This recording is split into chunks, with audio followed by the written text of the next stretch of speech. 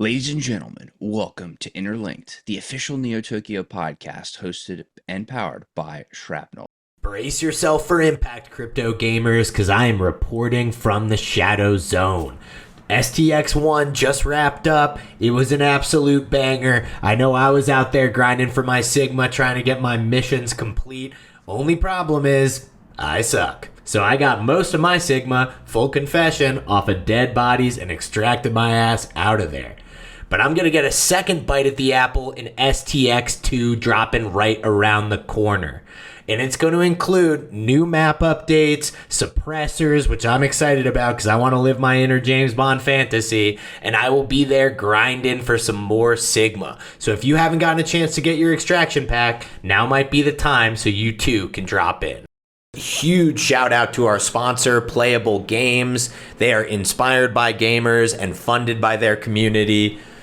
They have a epic game on the Epic Games Store, a third-person shooter called Nexus. Hop on in there and check that out. They're also currently selling nodes, so if you're interested, check that out at their website, playable.games. That is a 3 instead of a B on Playable. Now strap in for the rest of this episode of Interlinked.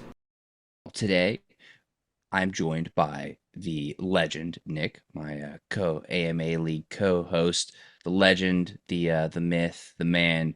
So grateful for everything that you do, as well as we have one of the co-founders of Mint Defense. How are you doing today? Hey Ben, I'm doing great. Small correction. We are now not called Mint Defense anymore, so we are now called Kerberus Sentinel3. But other than that, thank you for having me. Is the Chrome extension also, or is that upgrading to the name, or is there like the product name and then okay, so everything is getting everything. upgraded. Mint Defense is no more. It's not changed in the Chrome store yet, but it will be. It will be Kerberus Sentinel3. Okay, so you guys are brilliant. So I want to dig into that because let's start there, right? If we look back in the history of Neo Tokyo, there are a few projects that stand out as, really stellar citizen-made projects. That was kind of born in the Citadel. A lot of the initial users came from it. So maybe you could just kind of talk about like how did that come about, and then maybe give us the history of that. I wanted to ask the history anyway, so this is a perfect jumping off point.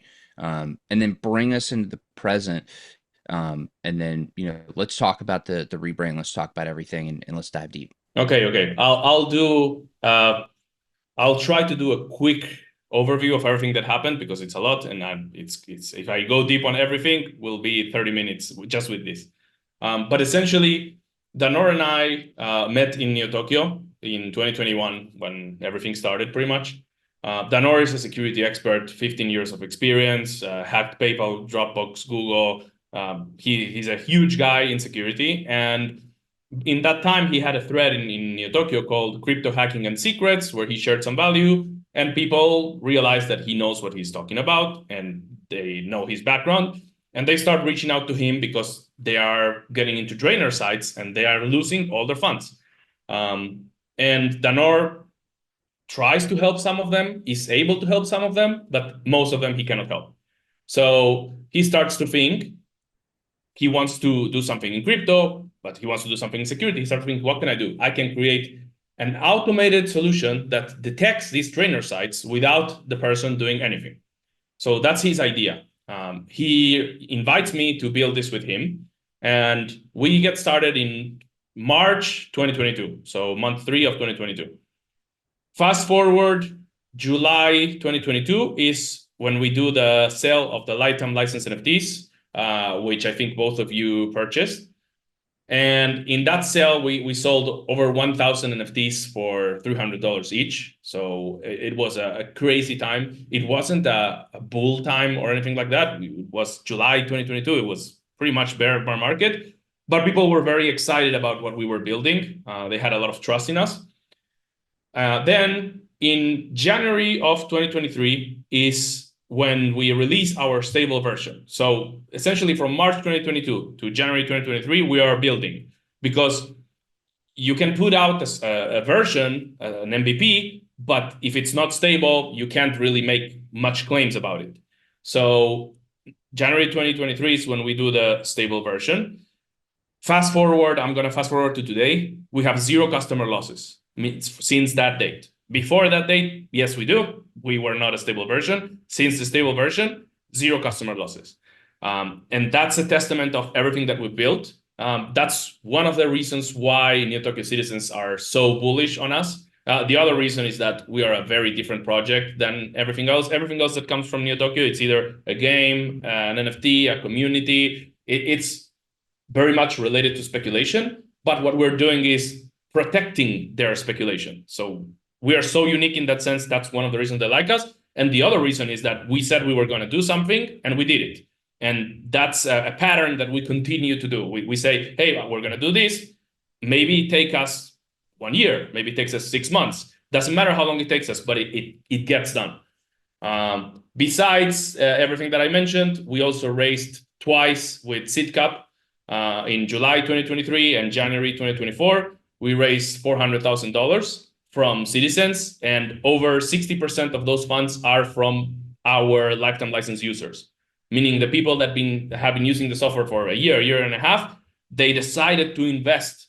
Again, that's because they already know what kind of project we are. They're not investing in an idea, but in a reality. And the most recent news that happened a week ago is that we decided to rebrand, because originally we were called Min Defense, and it had a lot of problems. People thought it was only for mints or only for NFTs, and even asked if it's a tower defense game. Like that's what came to mind to people. Today, NFTs are in a very bad bear market. No one really cares about NFTs. And what we do goes much beyond NFTs. And right now it goes even beyond just websites. It also expands into protecting you on chain from attacks such as poisoning, address poisoning. So it didn't make sense that we were called Min Defense. So we rebranded into Kerberus Sentinel3. Kerberus is another way of saying Kerberos or Cerberus, which is the 3-headed dog from hell, from Greek mythology, that protected the gates of hell, something along those lines.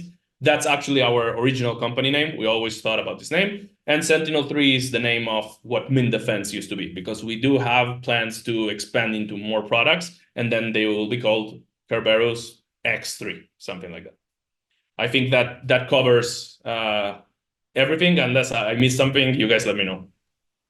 I love that so much. And I think probably the most impressive part of everything that you just mentioned is the fact that since the upgrade to the stable version, there have been 0 losses from users. I mean, that is incredible. Like, if you think about all the scams and all the hacks that have happened since, it's going on a year and a half plus now since that release. Correct me if I'm wrong, but there have been so many scams. There have been so many rug pulls, so many things like that.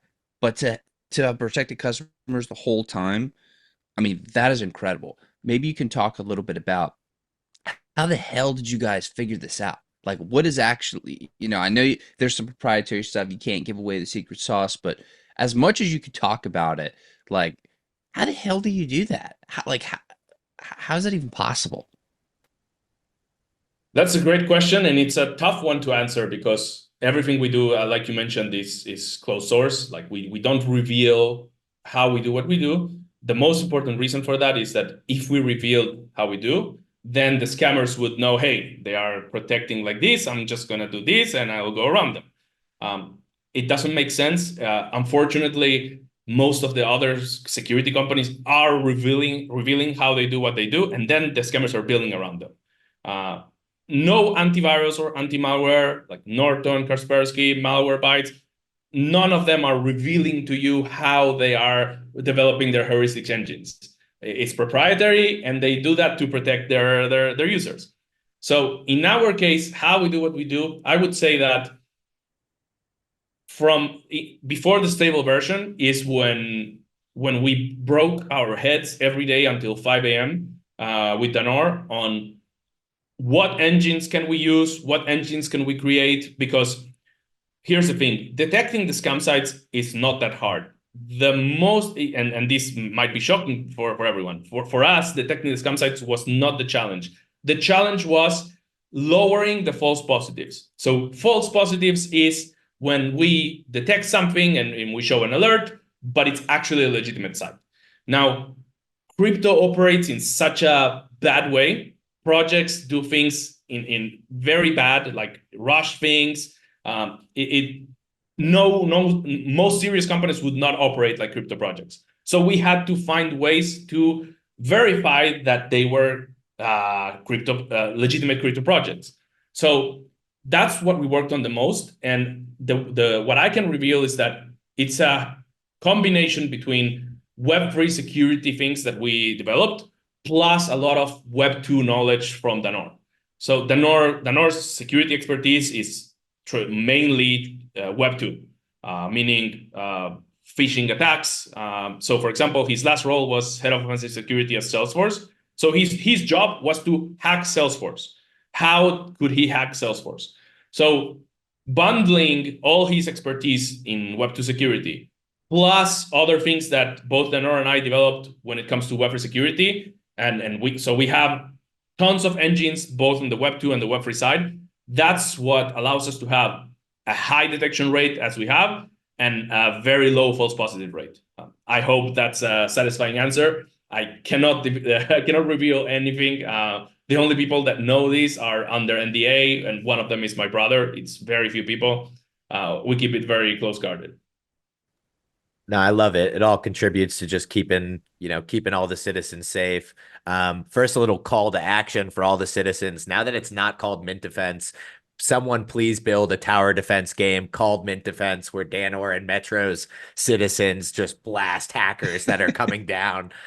So a little call to action to Neo Tokyo, because that would just be too fun. That would be too crypto. Now, obviously, you don't I might take your idea and make it ourselves down the line.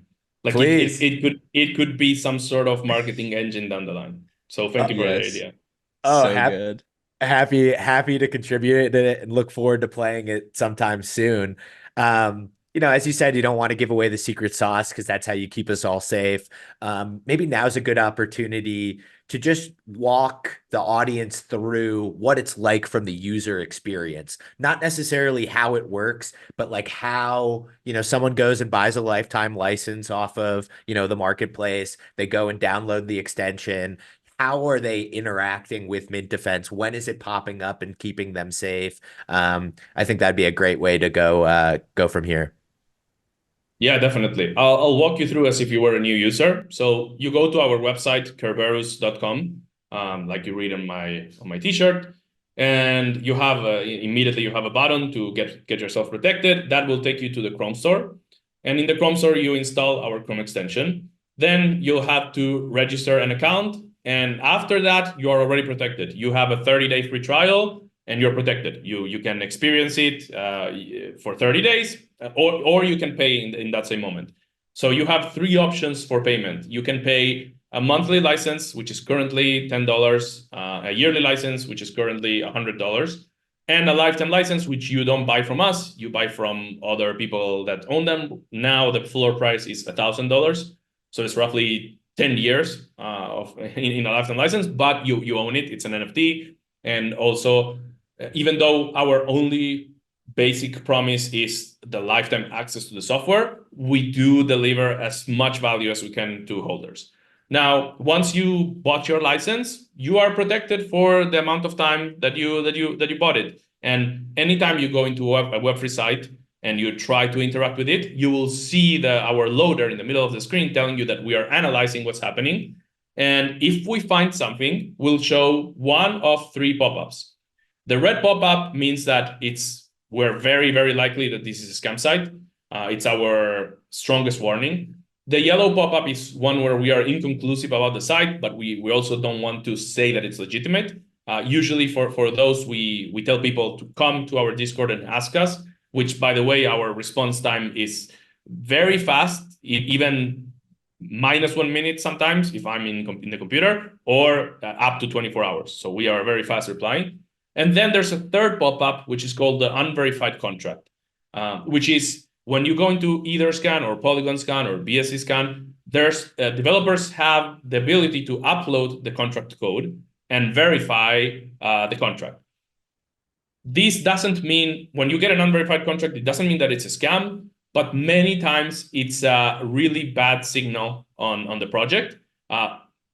It's what we want for projects is that everyone verifies their contracts, because this is the blockchain and everything has to be transparent. So there's no need for you to not verify a contract, right? In some cases, there was a tweet a month ago or something. Someone said, I got an unverified contract and I decided not to invest. 2 weeks later or something, it was a rug. And these things can happen. So these are the 3 pop-ups that we show. If we show any of them, you can come to our Discord, ask us, and we'll let you know if it's false positive or if it's a scam. Many times we have users that come and say, hey, I got a red pop-up here. And I have to go and tell them, you are in a scam site.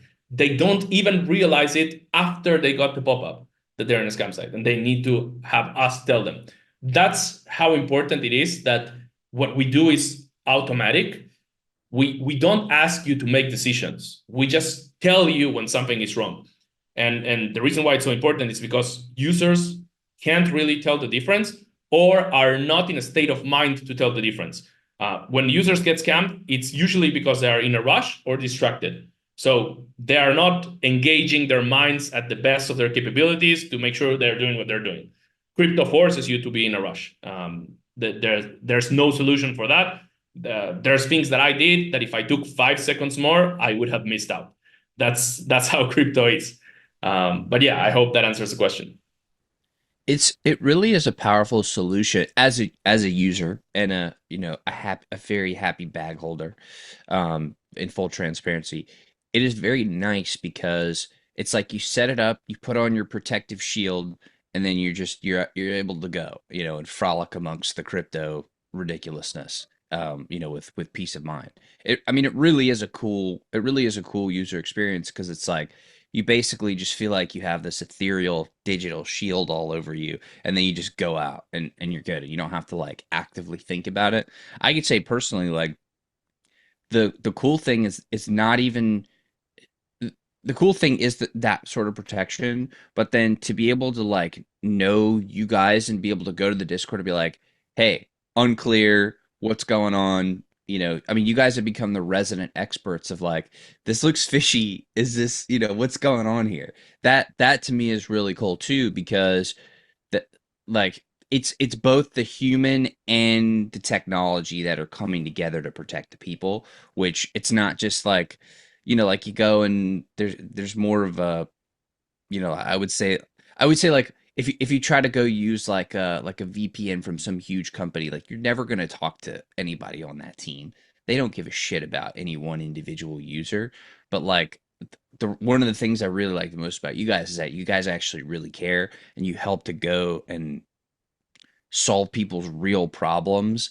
And then I would imagine that probably reinforces the technology, and then the technology, reinforces what you guys are on the lookout for. So it's a really cool, like, dynamic process of you guys, always being one step ahead of the attackers, I guess I'll call it. It's a cool model to me. It's very interesting how you guys have set it up.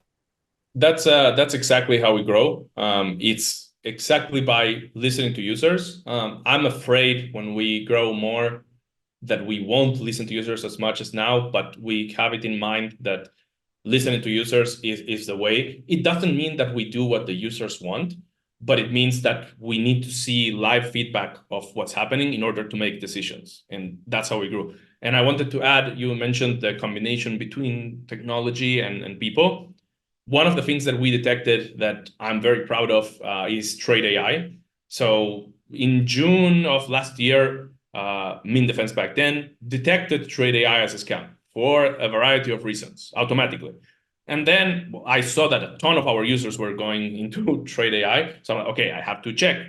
Maybe it's a false positive. I checked it manually, and I'm like, this is a classic Ponzi scheme. It's doing everything wrong. I'm gonna keep the red pop-up. There's in our Discord, in the link check channel, you can find the thread where people are asking about it, and we are saying we're not removing the flag. We're not removing the flag. We had to reply to this to different users for repeatedly. In the end, they were essentially a Ponzi scheme, and now a lot of people's money were lost.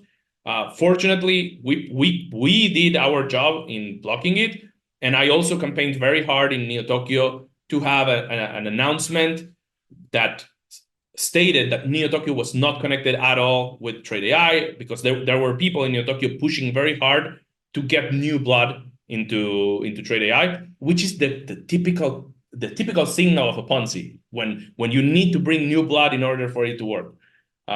So that's one of the intersections, I would say, between what was Min Defense back then and us. It was a combo, because I could have removed the flag and said, oh, because it wasn't necessarily a drainer. Like the sites that we protect against are the ones where you do a transaction or sign something and it steals your asset. That's what we protect against. We do not cover rug pulls, but in some cases we're able to detect them, and with manual checking, we can keep something and protect our users as well. I remember that so vividly because people were going crazy over it, but you literally repeatedly put, different videos of like, this is what, this is exactly what this sort of thing looks like. This is an investigative journalist, YouTuber looking into it, explaining why this is a Ponzi. Like, don't do this, guys. This is gonna end badly. I literally remember, that whole saga, and I will say it was a very fascinating like thread of content that you shared for us. I went down the whole rabbit hole and like, I looked at every video you sent because obviously I don't want to get scammed, and I very much respect your opinion. And so it's like even above and beyond all of the safety and protection, now you're helping to educate us too, and it's very entertaining to learn about all that stuff and get on the knowledge train there of like what that looks like, what are the inner workings of the scams and whatnot. You know, I mean that even calls into question like, is there a place potentially for like a defense mindset sort of podcast or some sort of media thing where you guys can like dig into these big scams of history and like these are what the scams look like, and there might be a whole content arm there in the future. I could see of you guys like teaching the people, okay, you have this base layer of defense for this, and then we can teach you to not get sucked into the other things over here, and between the education and the technology, now people are totally safe. And even if they're not, there's the people element of what you guys have too, because you're already kind of doing that, you know what I mean? Like you're kind of already educating us on like a one-on-one or a one to a few, but like a one to many thing to me could seem very powerful. So just gonna plant that seed for a second. What you're saying ties in with the concept of security education, which everyone is aware that it's needed. But I'll give you a clickbait. We don't believe in security education. It's clickbait, and I'll explain why. People by increasing the education, you're not going to decrease the scam rate by a substantial amount. Do we need security education and education in crypto? For sure. But like I mentioned, people get scammed in a rush or distracted. The education goes out the window. So eventually, once we grow much more, we do want to do education. Maybe we do what you mentioned, like investigative series and pointing things out for people to learn. But the reality is that our priority is always the automated hands-off detection. You mentioned that you think of Kerberus of something like ethereal protecting you. I like to call it like a guardian angel, where it's just there protecting you. Exactly. And that's the whole philosophy of the company. The philosophy is to build things that keep you protected and don't require a significant investment in decision making or time from you. So yeah, education will come eventually, but we still focus on automated detection. You already have our tagline. We like to say, "You make the profits, we keep them yours." You already have, like, people in crypto already have too many decisions to make. What to buy, when to buy it, when to sell, what not to buy. There's so many things that they are putting their time into, plus their personal lives. If on top of that they have to be for example, doing the research on Trade AI to decide if they're going to invest or not, most people are going to invest anyway. But if you had Kerberus Sentinel3, then you would see a red pop-up. You would go and say, hey, Metro, why did you put this red pop-up? And then I would explain to you why, and then you can make your own decision. Despite what I'm saying that we do all the work for you, you can always ignore us. We don't recommend it, but you can always choose your own destiny. Now a word from our sponsors. Introducing Honeyland, a fun mobile casual strategy game built on Solana and available in iOS and Android stores across the world. Honeyland has achieved next level convenience by facilitating the purchasing of their NFTs and HXD token within the app, and you can use Google and Apple Pay. They have a massive upcoming airdrop and some partners like MasterCard, NASA, and StepN. So hop on over to honey.land to learn all about this and more. Introducing Creo Engine, a next-level Web3 gaming ecosystem that connects gamers and developers in a Web3 gaming hub. Hop on their Creo Play platform to check out current and upcoming titles like Evermore Nights, Slime Haven, Creonia Metaverse, and Arcade Fest. The team has earned the endorsement of the chairman of Indonesia's People Consultative Assembly and earned a 10 out of 10 from Hackin on their cross-chain bridge audit. Check all this out and more on creoengine.com. Introducing Gamety, the first gaming platform on Rune's protocol. They are changing the game in the Bitcoin ecosystem by ditching those Ponzi-like, hyperinflated play-to-earn models that we all know and hate. And they are introducing a unique framework for sustainable game economics. This framework already has 30 plus casual games under development and boasts a unique rewarding system and time-based call to action ad system. Check out their website, Gamety.io, to learn more. Introducing Ridotto, gambling infrastructure that offers seamless on-chain experiences. Ridotto is built on 3 pillars: play, build, and bankroll. Play your favorite casino games with confidence, knowing that every outcome is fair and transparent. Build on their infrastructure to create your own gaming projects and be the house and earn through bankrolling. Learn all about this and their big upcoming betting on chain launch at Ridotto.io. And now back to your regularly scheduled program. It gives an analogy of like the guardian angel. I'm literally picturing in Lord of the Rings the mithril armor that Frodo's wearing, like gets attacked and he's still fine just because he had it. But I want to jump back to something that you mentioned, which is that the education doesn't work because it's typically happening when people are in like a special circumstance, like a hurry or doing something like that. To me, that kind of harkens back to I'll call it like an awareness state of mind or a survival state of mind, where it is very true that for human beings, we default to our level of training. I know this because I helped to create like an active shooter survival training course. I was more on the business side of it, but the experts were still, they were doing their expert thing. But just from a human being perspective, in a very high stress or high pressure situation, we absolutely default to the level of training. Like, for example, if you go out and you're hiking, you should know that if you encounter a rattlesnake, if you hear the rattle, you should face it. You should identify where the sound is coming from, and then you back up, and you don't turn your back. You back up until it stops, and then you turn and run. You shouldn't turn because then it'll strike. You default to your level of training. Could there be a situation where you're training people into a higher state of activity where their default is, okay, now they know what the protocol, like their default protocol is better? Will education help there, or still doesn't matter just because the extenuating circumstances of when these things go down? It's a great question. Education always helps. For sure, it helps. There's a boring sec DAO.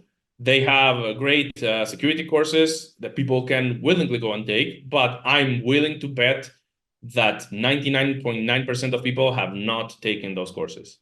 And that's the most important point.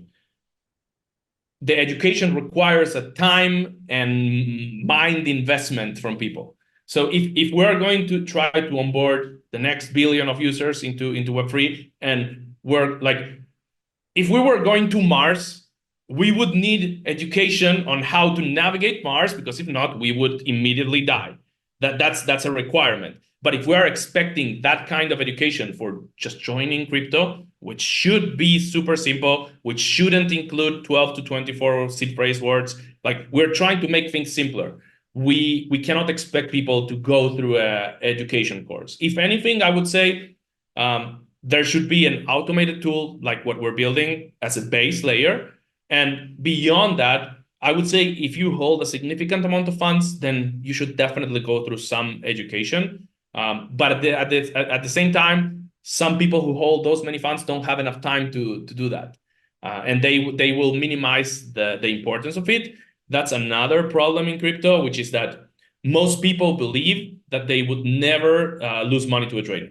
That's what most like the one common phrase I hear from people that just go scam is, I thought it would never happen to me. It's always the same. And we did a poll in Neo Tokyo with over 1,000 citizens, and we found that 75% of them lost money to a drainer at least once.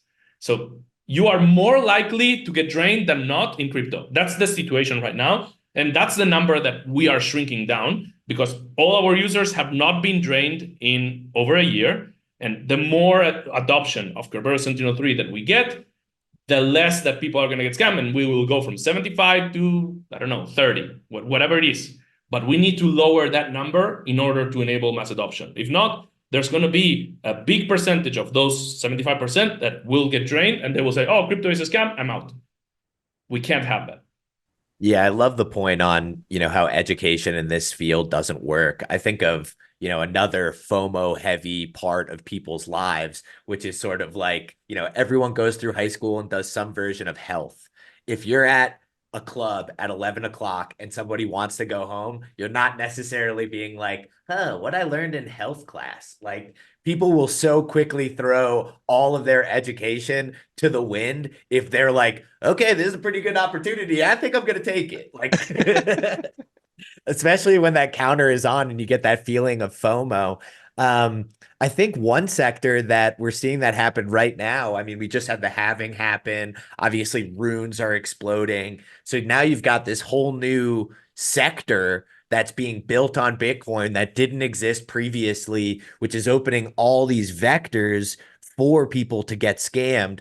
I'd love to get your take on, maybe some of the vulnerabilities that this new sort of opportunity in the Bitcoin space creates. Would love to get your take on that. I would say, first of all, I'm not super experienced in ordinals, like really not experienced there, but it looks like the way that Ethereum was 3 years ago. 3 years ago, MetaMask wouldn't even tell you what you were doing. You would try to do something on ETH and it would say, approve contract interaction. It was, or set approval for all, but without any information. So from the little that I've seen, it's similar in that sense. I think that the most responsible people for helping any new ecosystem, in this case, Bitcoin, are the wallets. The wallets should be working very hard at like the moment you see a new kind of transaction, let's say runes, for example, or something like that, your wallet should be deploying a change to tell you exactly what's happening. They should be doing this the fastest.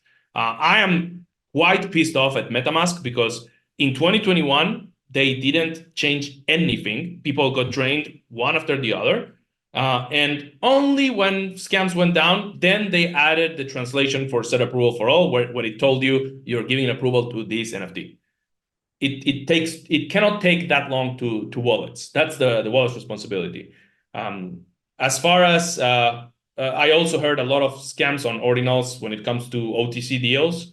I think that's a universal problem where people shouldn't be really doing OTC deals. Like we have smart contracts for a reason. Bitcoin is different, but when you enter a OTC deal where you are sending something to someone and someone is sending something to you, you are in a trust me bro zone, and that you have to default to the level of risk there. So Bitcoin is very raw in this sense, and it's obviously we're looking into it, and we want to expand capabilities to cover Bitcoin and Solana. Those are the two main ones, but we are not there yet. Once we are there, everyone will know.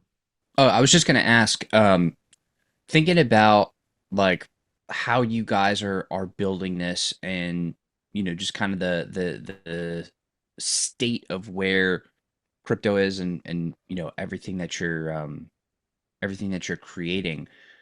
Where do you really see like where do you really see the company going from the perspective of, like, right now there's maybe a couple million people really in crypto, and like there's a certain culture, a certain vibe of people. Like, how are you seeing that expanding and changing and growing over time? How are you guys like preparing for that? Because ostensibly you guys are like the first line of defense, against all these hackers. Like, does what you do change with scale? And if, I guess, is the underlying question, and how so, if it does? Does it change with scale? Yes and no. It doesn't, because at the end of the day, the software already works. We don't have to change the software to adjust for more people. Maybe we have to adjust the backend servers and architecture for things for amount of users. But in operationally how the software works, it doesn't really need to change. At the same time, I'm ignorant of the challenges that will bring, so I'm not gonna say that I know everything. There might be some changes required. We'll adapt down the line as we've always done. I'm not really worried about it.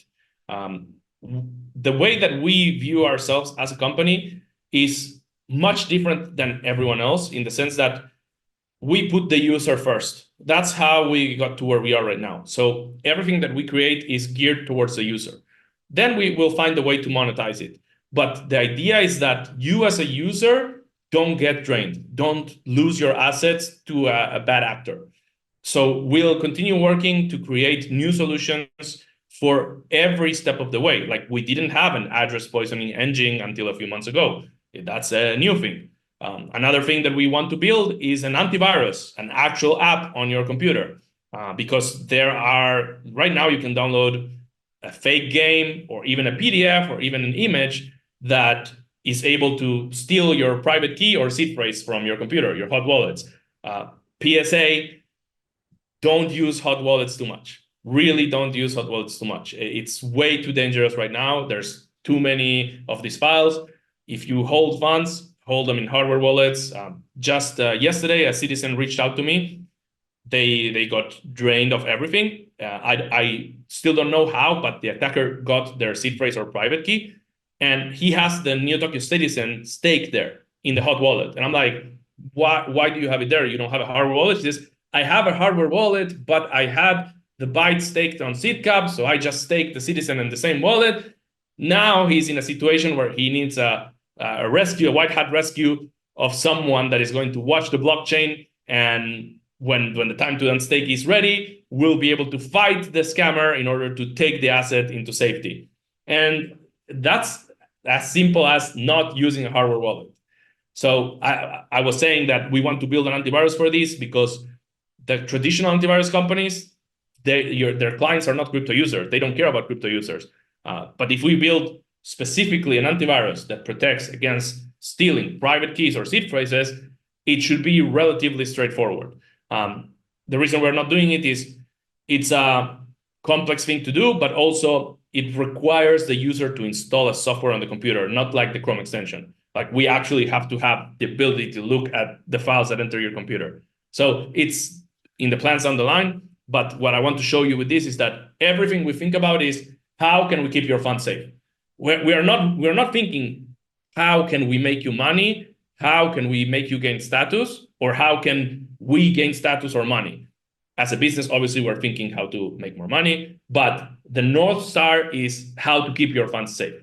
And maybe you can talk a little bit about building, because what you guys are doing is you're building a real company, and I think you're doing it right, of really focusing on the customer, but you're doing so in an industry where fundamentals are often, that they're not valued as much. Like if somebody's looking at they're looking at a business, they want to see token pumponomics more so than they want to see like real revenue and real value add to customer, just because there's a lot of short term, gambling esque thinking.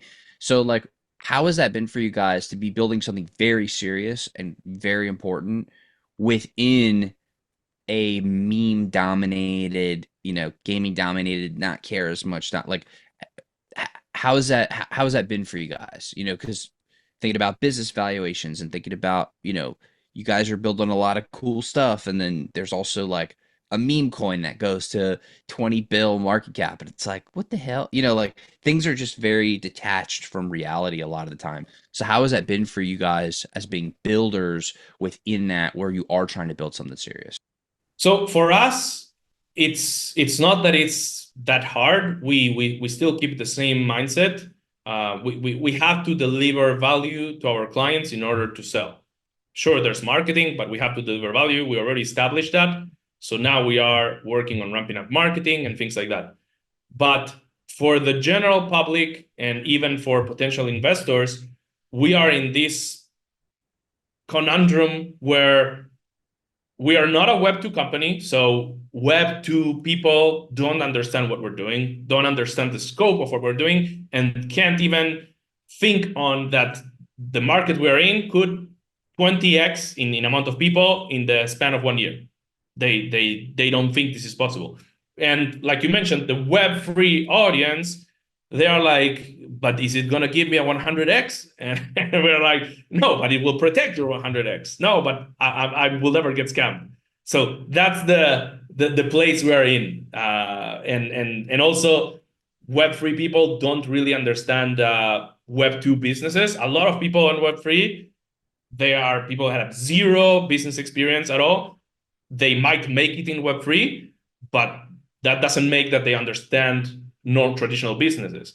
Understanding Web3 is a skill for sure. Making money in Web3 is hard and a skill for sure, but it doesn't translate into business understanding. So we are in that weird stage, but at the same time, again, we are super focused on our vision. We know what we want to do. We are growing every month. This month, I think we will make double the sales as last month. So every month we're growing. It's gonna look like an overnight success. Like there's gonna be a moment, and mark my words, there's gonna be a moment where Kerberus Sentinel3 will go from relatively unknown to on everyone's face. And people are gonna say, how did they do it? It's a overnight success. I'm like, no, it's not an overnight success. We've been building for over 2 years to get to this point, and we are getting very close to that. Yeah, and obviously now with all the bullishness, with the halving, with the increase in price, we're getting a ton of new people into our space, and those are some of the most vulnerable to being scammed. I think the quickest was I had a buddy who hit me up. He was like, I want to get into Web3. I had COVID at the time. So I was like, listen, give me a week and I'll walk you through everything. They were impatient. So they just downloaded the first MetaMask plugin that they saw, funded it, and got drained. So like their time to scam was instantaneous. It was they did a speed run. Speed run to getting scammed, and then they never touched it again. And I'm like, oh, that's such a bad experience. So I know you mentioned the PSA around not using like a hot wallet, especially for important things. Are there other like low hanging fruit that somebody coming into our space is like, hey, these 3 things are sort of like mandatory to getting started just to lower your chances of getting scammed? Obviously, I'm biased as both an investor and as a bag holder and would say, well, just get Sentinel3. But outside of Sentinel3, what are some low-hanging fruits to keep people safe? Yeah, it's a great question. I thought of saying this, but I can't, which is, if it's too good to be true, don't believe it. Usually, in real life, I would tell you that. But in crypto, unfortunately, it might look too good to be true. You might ape into that, and it might turn out to be too good to be true. So that's the problem that we have in crypto. It's that it's not as straightforward as, oh, do this, don't do this, like, I don't know, training in the gym, put the weight in a specific way, don't do it like this. There are creative things you can do in crypto that can take you from 0 to 100. But I would say, besides installing Sentinel-3, I think that as someone that knows about Sentinel-3, if you have a new friend coming into crypto, you should tell them you should get Sentinel-3. They have a 30-day free trial. They don't need to pay initially, but they should have it, especially for new people, because they have no idea what they're doing and they need those warnings. Other than that, I think the most important is wallet hygiene, which ties into what I spoke about before. You need a hot wallet. I did an IDO a week ago or so. With a hardware wallet, I would have missed out. You need the speed of a hot wallet. So you need a hot wallet to do degen things. To send a couple $100 fast, you need a hot wallet. But you also need a hardware wallet. I would say that almost every person should have a hardware wallet, unless you are a Binance trader where you have your funds in Binance. But if you are in actual Web3, like if you or your friend says, I want to go into Web3, okay, go to ledger.com and order a hardware wallet. Not affiliated with Ledger, but we do recommend Ledger because they have proven to be flawless. They haven't had any breaches in their actual software. I know people are going to think about what's this? I forgot the name. The one where they shard the recover. Sure, that wasn't a great move. I would suggest most people not to use it. They will also think about the ConnectKit incident in December, where an employee put malicious code there, and every website, including revoke.cash, got a drainer on their side. Those things are very unfortunate, but the tech itself has proven that it doesn't get vulnerated, and also they update things very, very fast. Compared to other wallets, even Trezor. Trezor released Solana support a few months ago, which means that in the previous bull market, if you had a Trezor, you didn't have Solana support. So I can't recommend a wallet that will not allow people to actually navigate crypto. Ledger also took some time to get support for some new things, but they are fast at reacting to that. And I really value that more than anything. We recommend Ledger Nano S Plus because it doesn't have Bluetooth. You want a wallet with the least amount of doors. You don't want to find that there's a vulnerability on Bluetooth where they are able to connect and change something in your wallet. So that's what we recommend. Wallet hygiene is the most important, and for crypto, I would say, which is not really security based, it's about managing your capital.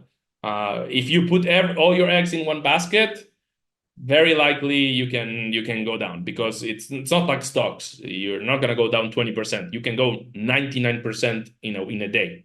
So that's why it's complicated in crypto, especially. So if you enter into Bitcoin, Ethereum, and all the top ones, yeah, you'll be fine. You can lose a lot of money, but you'll be fine. But most people get into Web3 and they want to go after the meme coins. They want to go after the big gains.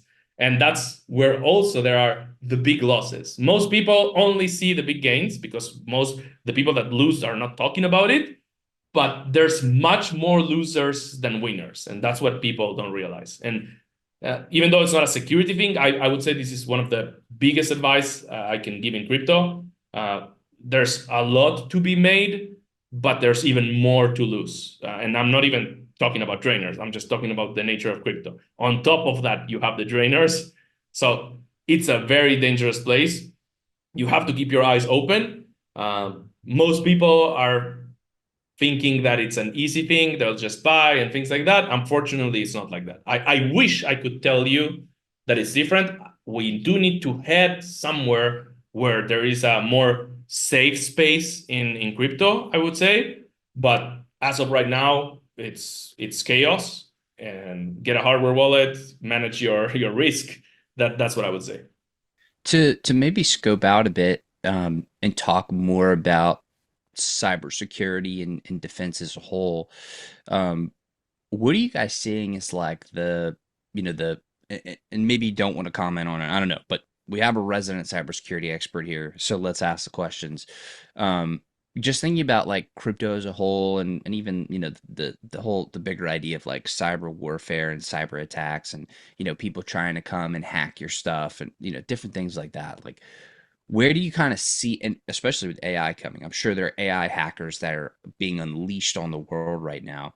What are you seeing as the future of what cybersecurity even really looks like? Is it wallet based, where it's like, okay, wallets become the most valuable unit of item to protect here? Is it more, is there something else? Like, maybe you could just kind of talk about where do you see cybersecurity going in the long run, both in this industry and just generally, and then, just kind of linger on that for a moment and share your thoughts. It's a tough question. I would say that what people don't realize in Web2 security, let's say, is that there's so many layers of protection that they are not even visible. Like, you try to do a payment with your credit card, and maybe you know about 3D authentication, maybe you heard about it, but before that and after that, there's so many layers of security that are happening that are designed to keep your funds safe. On top of that, on the credit card, you can also call your bank or your credit card company and tell them, hey, I got scammed.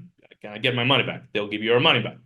So there's a lot of these mechanisms. Crypto brings more freedom because now you actually own your money. If you had your money in the bank and in SVB and then it goes down, you lost all your money. If you have your money in your wallet and it's well taken care of, no one can touch it, in theory.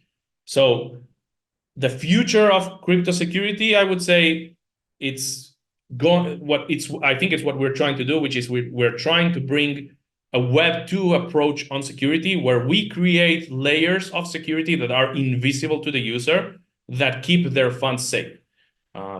You mentioned, is it going to be a wallet or not? It's more like an address, because now we're going to have smart contract wallets. There's all these things that are coming that we don't know which one is going to win, but we have to safeguard the interaction between the user and whatever it's trying to do on their device. And for that, we have to create hundreds of layers of security in order for them not to lose their funds. And then when it comes to AI that you mentioned, honestly, I don't know. We'll have to use AI ourselves down the line once we see the potential threats. But I would say that even what we designed right now, Kerberus Sentinel3, I don't see it that vulnerable to AI. I'm sure advanced AI could do something, but the way it's designed, it's not designed in a way for AI to fool it. It's, like I mentioned, it's so many security layers that no one knows about. So the AI would have to guess the security layers correctly in order to go over them. It's not that likely. I'm not saying it's not going to happen, but that's the way we do things and the way I see things in the future. And to look at the offensive side of the spectrum, what are some of the metas that you're seeing in sort of scamming, in sort of hacking? What are, where are the hackers moving? What are some of the new attacks that are being deployed? Would love to be able to draw on some of your experience. I haven't seen super creative new things. At the end of the day, off the top of my head, you have websites designed or hacked to steal from you. They might ask you for an approval, or they might abuse an approval, or straight away ask you for transferring an asset. That's the website layer. If there's any creativity, it will come more from the social engineering side, meaning someone reaches out to you and tells you of an opportunity, but at the end of the day, that's not the person that you thought it was. This happened to someone that talked to me last week. He said that their friend DM'd them with an opportunity in crypto. They sent funds. Then the friend showed them the profits. Then he said that he wanted to withdraw some funds to make sure that it was real. He was able to withdraw some funds, so he was able to get some funds. Then he sent in more funds.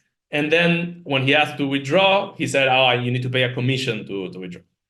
So the social engineering side is the complicated one. I also heard a story recently which ties into AI, not from Web3, but it was the CEO of a bank that asked the accountant to transfer a large amount of money to another account. And the accountant was like, this doesn't sound like can you tell me this on Zoom? And he said yes, and invite also everyone else, right? And he invited more people. He joins the Zoom with 9 people, 8 of them are AI, and he is the only non-AI. And then he transfers the funds. So that's where the creativity comes in, and I'm sure that a similar thing is going to happen in crypto with a high-figure target. You might not even hear about it. That's another point to touch on. Most people that get scammed have a lot of shame.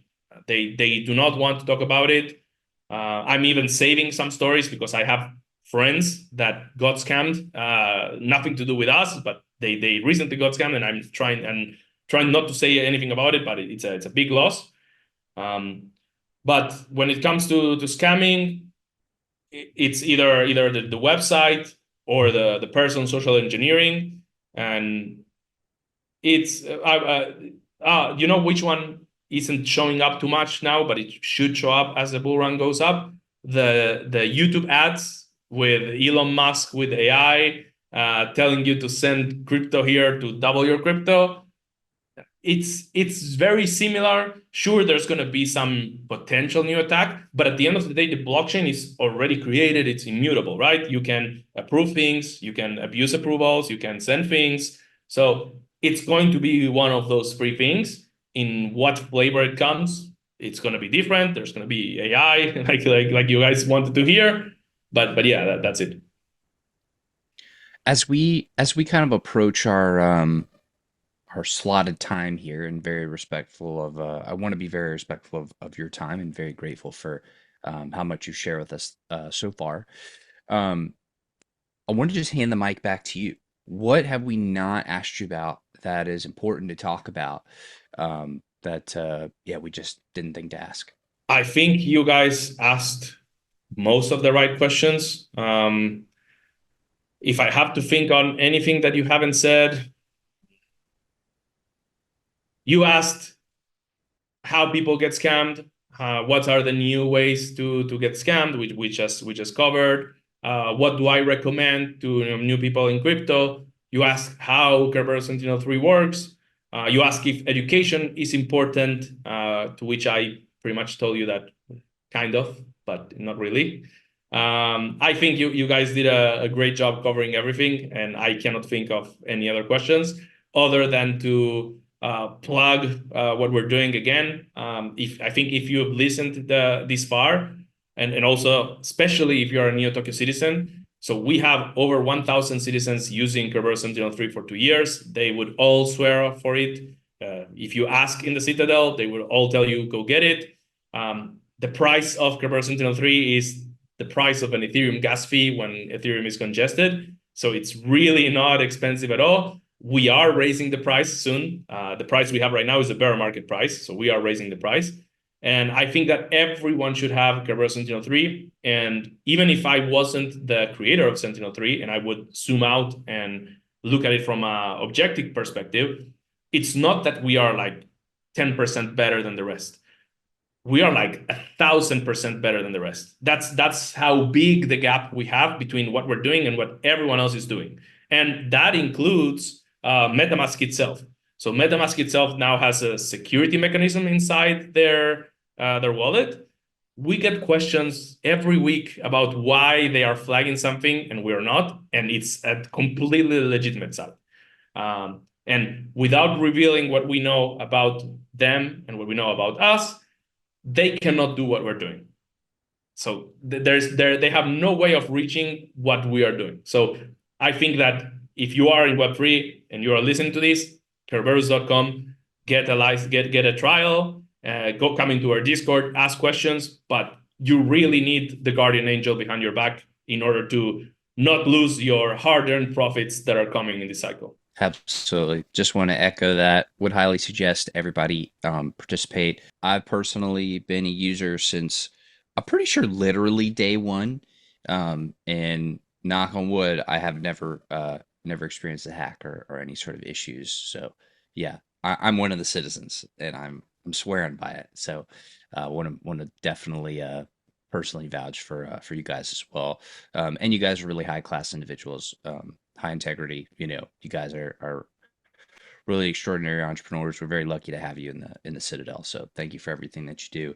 And then even above and beyond what you guys are building and how you're protecting us, there you also, you guys are both part of the leadership of Neo Tokyo too, and you bring a very sober voice to the conversation sometimes, which is very needed. So just want to express again gratitude for everything that you do personally, as well as you and your whole team. You guys are awesome. So thank you very much. And thank you for coming on the pod today. Thank you very much. And thank you for your very kind words. Thank you. All right, Nick, you want to leave us with a few words of wisdom and wrap us up? Yeah, I mean, just to, retweet what you said and add just an extra little tag. Not only have you guys done all that Ben described beautifully, I've been a big fan of the vision since, day one on both the lifetime license and on the investing side. It was really nice to be able to invest in something tangible in our crazy loop-de-loop world where I was like, oh, customers and revenue and a product. I'm like, I'm not used to these things in Web3. But besides that, I mean, how many people you've just almost counseled who have just been hacked? They're in such a vulnerable position. Just to have someone experienced to talk to, even if that person is delivering some bad news, which is often the punchline after you get hacked. I think, just to give a voice to all those people, a big, big thank you for that. And of course, thank you for joining us today. It was really, really helpful, not only to learn more about what you guys are building, but also just hopefully the audience got a few security tips that'll keep them safe in this bull market. So big thank you. Thank you to you, Ben. Always a pleasure to be here co-hosting with you. And this has been Interlinked podcast with Kerberus Sentinel3. Thank you all for watching, and we will be back next week with another episode of Interlinked.